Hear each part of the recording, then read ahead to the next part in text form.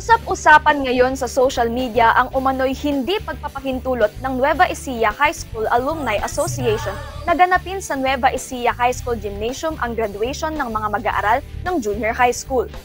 Ayon kay Head Teacher Annie Macapagal, idinaos noong April 14, 2025 sa Arroyo University ang kanilang moving up ceremony sa halip na sa sariling gymnasium ng NES dahil hindi inaprubahan ng NESAA ang kahilingan ng Junior High School Department na gamitin ang gymnasium ng paaralan.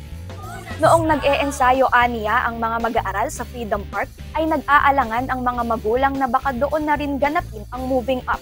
Kaya kusang loob silang nagsabi ng magkakaroon ng contribution para sa mas maayos na venue. Ngunit dahil mayroong partnership ang NES at KU, ay pinahintulutan silang gamitin ang gymnasium ng libre. Itinanong namin kung sino ba ang nagmamay-ari ng gym at may otoridad na magpahintulot na paggamit nito. Kung sino po ang nagmamay-ari, ang nakalagay po kasi ay yan ay Nueva Ecija High School. Yun sa term ng use of rock agreement, sa local government ang pagmamay-ari niya. Yun po ang aming pagkakaalam. At kung may kasunduan ba ang NES at NESAA dahil ang alumni na ang nagpa-renovate ng nasabing gym? Meron silang use of rock agreement.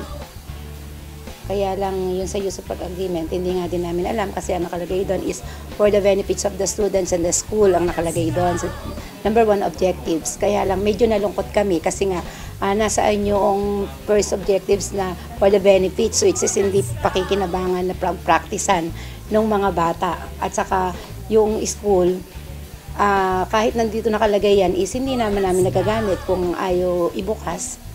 So yun din yung aming ikinalulungkot. Buhat aniya noong 2022, hindi na nila nagagamit tuwing graduation ang gym dahil nagkakataon kundi man umano parang sinasadya na nire-renovate ang naturang gym.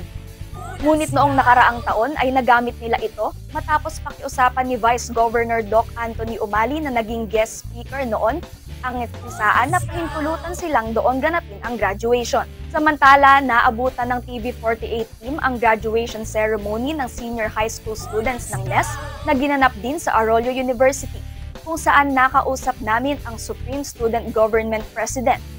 Aniya, wala silang issue sa paggamit ng gym sa NES. Taon-taon umanong isinasagawa sa labas ng paaralan ang graduation dahil kinakailangan nila ng mas malaking venue. Nakipag-ugnayan na ang inyong lingkod sa mga opisyal ng NESAA para makuha ang kanilang panig at inaasahang pagkatapos ng Holy Week ay magbibigay ng opisyal na pahayag si Alumni President Diosdado Malyari. Ako po si Althea Chua para sa Balitang Unang Sigaw.